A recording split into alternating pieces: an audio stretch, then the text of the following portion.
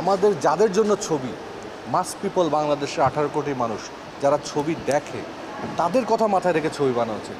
নিজের কথা ভেবে নিজের পছন্দ মতো আমার মনে হয় না এই ছবি বানালে সেটা হয়তো দুই একজন প্রশংসা করবে, আপনার কলিগরা খুব প্রশংসা করবে, খুব বাহাবা দিবে, হয়তো আপনি বাংলাদেশের আশেপাশে কোনো দেশে গিয়ে কোনো একটা ফুটলা নিয়ে আসতে পারেন।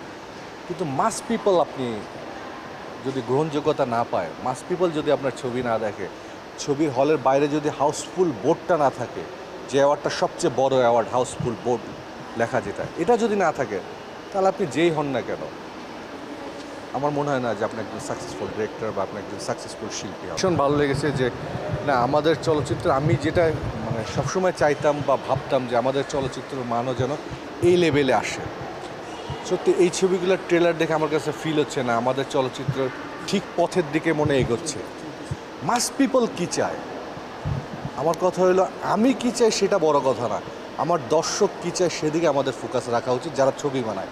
আমার কাছে মনে হয় মাঝে মধ্যে আমরা আমাদের নিজেদের পছন্দের মতন ছবি বানাই, যে আমার কাছে ভালো লেগেছে, কিন্তু এটা দর্শকের কাছে যে ভালো লাগে না। আমি আমার বন্ধুর পছন্দ বা আমার কো আর্টিস্টের পছন্দ অনুযায়ী আমরা গল্প চুজ করি, এটা মনে হয় আর একটু ভাবা উচিত আমাদের। পারফেক্ট চুজ নেই আমার কাছে। গল্পে আসার পর যদি গল্প পড়ার পর নিজের কাছে ভালো লাগে, অবশ্যই কাজ করবো। কোন ধরনের করব, এটা লাগবে ওইটা লাগবে, এই ধরনের কোনো ব্যারিয়ার নেই। গল্প পড়ার পর যদি মনে হয় যে না, এখানে আমি ফিট বা এই কাজটা করতে পারবো, আমি যতটুকু অভিনয় জানি সেটুকুতে এটাকে সুন্দরভাবে ফুটিয়ে তুলতে পারবো, তাহলে অবশ্যই কাজ চলে গেলাম। সবসময় মানুষটা এক জায়গায় থাকবে না, সবসময় মানুষ একই কাজ করবে নাকি, তাই না? নতুন যারা আসছে তাদেরকে জায়গা ছেড়ে দিতে হবে, তারা কাজ করবে। এখন যারা ভালো কাজ করছে তাদেরও একসময় চলে যেতে হবে, আবার নতুন জেনারেশন আসবে। তো সবাই মিলেমিশে কাজ করুক, অসুবিধা নেই। ফিরবো কেন, আমি তো সেটাই বুঝলাম না। আমি তো চলচ্চিত্রেরই মানুষ, এখানে তো যাবার কোনো প্রশ্নই আসে না। সেক্ষেত্রে যদি ভালো কোনো গল্প পাই অবশ্যই কাজ করব, কাজ না করার কোনো নেই। আসলে একটা অন্যরকম মানে হয় কি, অনুষ্ঠানের দিন তো সবার সাথে সবার কথাবার্তা খুব একটা হয় না, এই অনুষ্ঠানের আগে এটাই আমাদের একটা মজা ছিল।